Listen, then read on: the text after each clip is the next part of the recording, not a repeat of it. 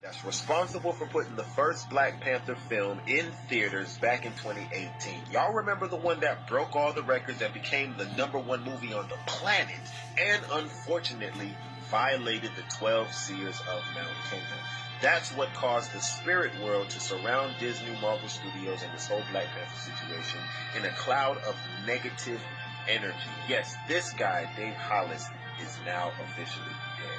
But the Black Panther curse is still very much alive, and it's only going to get worse after the chief seer officially condemns and curses Disney and Marvel Studios for stealing from the secrets of the tribal temple to create their Black Panther and Wakanda franchise. And of course, most importantly, refusing to make things right with the elders after receiving warning after warning after warning. And on top of that, right before Black Panther 2 was released, the Jewish community painted themselves as real supervillains against Black people by the way that they handled Kyrie Irving and Kanye West in the media. During that time, the messenger of the chief seer took notice of how Jewish people were treating Black people in America, and he broadened his scope to target not only those at Disney, but the Jewish community at large will be adversely affected once the chief seer officially punishes, condemns, and curses Disney and Marvel Studios, because it will include their families and their families' family. It will be tragic, absolutely tragic. Once this thing happens, it was promised by the chief seer's messenger that the impact from the curse will cause those affected to make the news and the newspapers. He said he's going to put y'all in the newspapers. And he said it's going to be so big and so bad that future generations will quote this event in history just to prove a point that Black people are God's people with real spiritual power. And I know I told y'all I cracked the code on the earthquake in Turkey and Syria and that I was going to upload a video last night, right?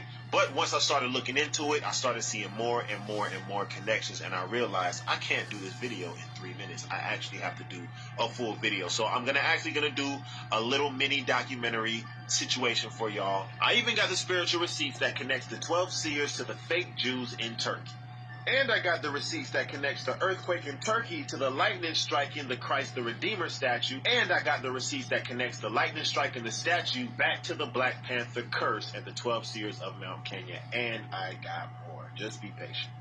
This is 9 years ago, the creator of the Black Panther comic book, Jack Kirby, died on February 6, 1994. Now, Jack Kirby was regarded as the king of comic books. Now, the king of reggae, Bob Marley, was also born on February 6, 1945, just a few weeks after Jack Kirby returned to the United States from fighting in World War II, serving in the U.S. military. That's also the same day in 1952 that the late Queen Elizabeth was in Mount Kenya when her father died and she became queen. Now, Mount Kenya is the location that the secret information came from to create the Black Panther comic book, thanks to the U.S. military, the Nazis, and of course the British military as well. And speaking of Nazis, Adolf Hitler's wife was also born on February 6th. So you're telling me that means the king of comics, Jack Kirby, violated the secrets of Mount Kenya to create the king of Wakanda, made possible by the Nazis and the British, ended up dying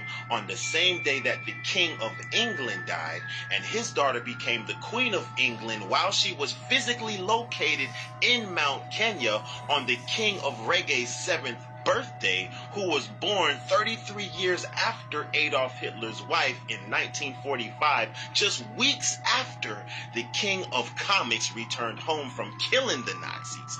And then Chadwick Boseman, who played the king of Wakanda, ended up dying on the king of comics' birthday. That shit crazy. So happy return day to the early King Bob Marley, who was a true global champion for Mount Zion, which is Mount Kenya, by the way. So, the Disney Studios, Marvel Studios, Black Panther curse is real, and it is coming as soon as I get to Kenya. That's what they said. When I get to Kenya, that's when they're going to curse y'all ass. So, if you're on payroll for Disney, Marvel, or Black Panther, I suggest, I advise, I recommend that y'all be very careful. Be on your P's and Q's today, because that energy of vengeance is mine, saith the Lord, coming from the mountain of God, Mount Zion, Mount Kenya. It's very thick and potent in the atmosphere on this day. Be very safe, my friends. Did you know Adolf Hitler and the Nazis are responsible for some of the biggest characters in the Marvel comic universe? And ironically, because of Hitler, the Jewish community is about to be punished by the African sages, and a lot of elite Jewish people and their families might end up losing their lives all over again because of this guy.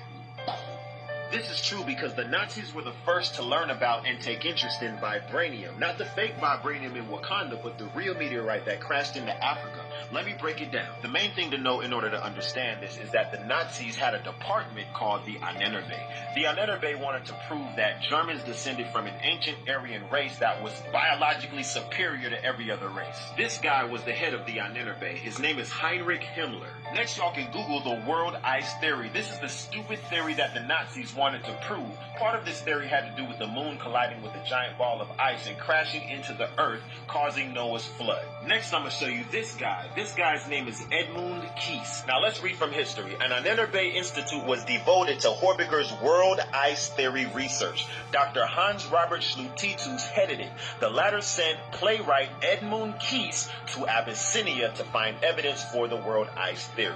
And just for geographical context, Kenya was actually annexed from Abyssinia. They were actually the same place. So now we see historical evidence of the Nazis planning expeditions to Africa looking for indigenous information that would corroborate their theory about the moon and ice crashing into Earth. This is the real source of vibranium. It's the actual piece of meteorite that crashed into Earth millions of years ago, striking Africa and Antarctica. This is what the seers use in Mount Kenya when they're doing their divination. Now, when the Nazis learned this secret information from the Kikuyu tribe, having knowledge about a meteorite crashing into Earth in ancient times, this was of very high interest to the Nazis. So the Nazis were looking for that type of information, and they found it when it was Operation Paperclip, where 1,600 German scientists, engineers, and technicians were taken from Nazi Germany and employed to work for the United States government. And finally, ladies and gentlemen, meet the two comic book creators of vibranium, Jack Kirby and Stan Lee.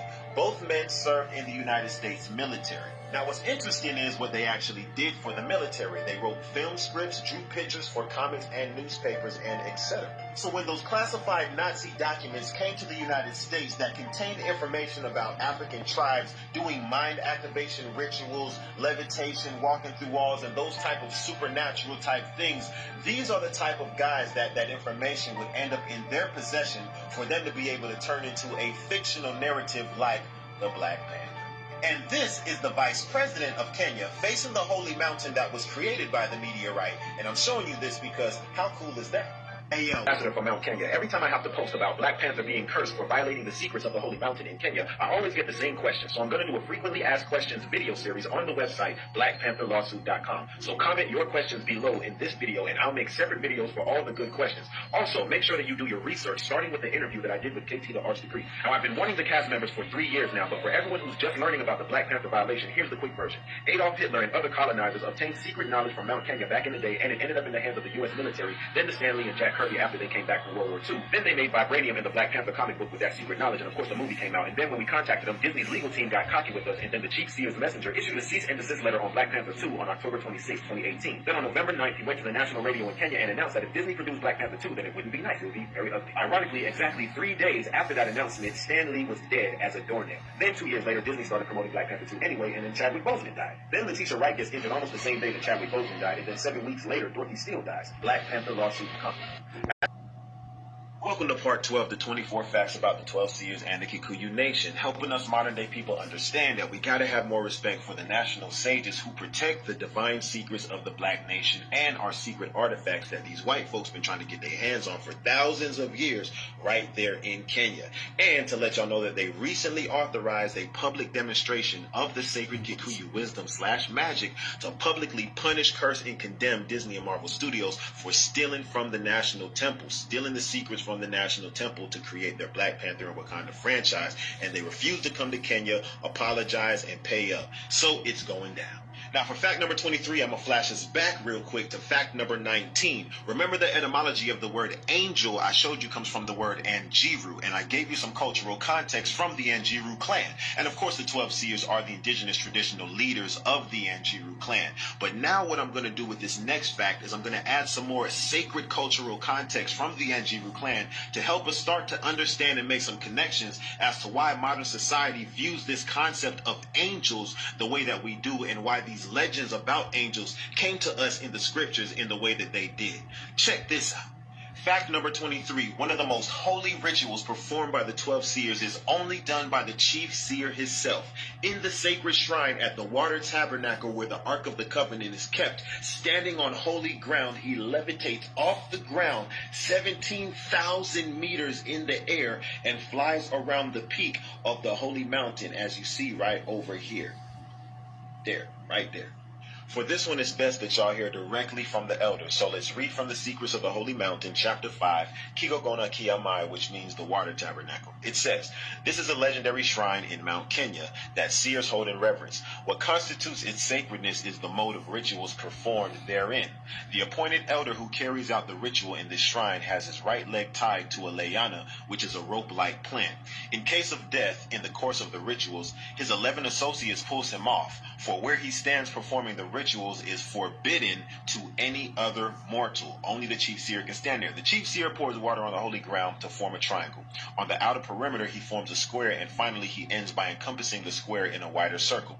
Raising his hands up facing the peak of Batian, he recites solemn verses from their kirara, like their sayings, their scrolls, their scriptures, right? Besides the water patterns, he makes a sacrificial fire. This fire is made of dry olive splinters. In the fire, he puts wet broken pieces of leaves of Mwemba Iguru, an aromatic creeping plant. As the aromatic smoke rises up, his companions a distance away raise their hands up facing the peak of Batian and recite a call for peace, thy, in unison after every verse. The chief seer levitates and then circumambulates the peak of Batian, the highest, the second tallest peak in all of Africa. So now that the indigenous secrets are out, we're starting to see the connections to the ancient legacies about angels. It's coming from the Anjiru clan, the seers, the prophets who are actually doing these things. This is not conspiracy theory. This is indigenous authorities revealing their culture. This is serious. Download this. So, as you all can see in this short message here, the information about Black Panther, this is all stolen knowledge. This knowledge was not gained through proper methods, certain rituals from the land where the Sumerians are, and the information was stolen by these Saxons, as we see, and this goes in turn because they have been cursed, which means that we gotta join the whole faction, brothers and sisters, and put curses on all of them, call out their family names, all these beings, they're all cursed. They have, there's nothing, their entire species is cursed, because everything that they have from us is literally stolen. And yes, the secrets of our ancestors on this land here, but more so Black Panther, Disney is cursed. Oh yes, Marvel Studios is cursed. They're all cursed.